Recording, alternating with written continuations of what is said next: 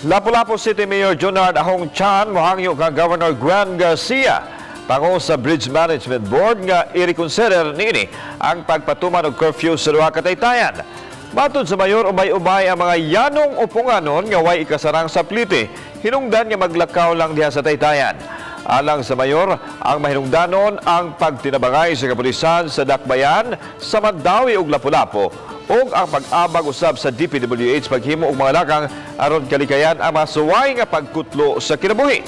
Wa makatambong ang mayor atol sa meeting sa Bridge Management Board sa miaging adlaw. Di nahisgutan ang pagpatuman og curfew gikan sa 1:00 sa kadlawon hangtod na sa 5:00 sa buntag. City Administrator Danilo Almendra usab ang mirepresentar sa Dakbayan.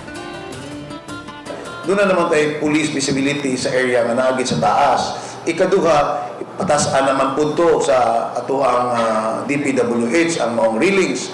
Ikatulo, doon na tayo CCTV camera na nag-monitor po sa maong area. So, I hope na ma-reconsider ni Governor Gwen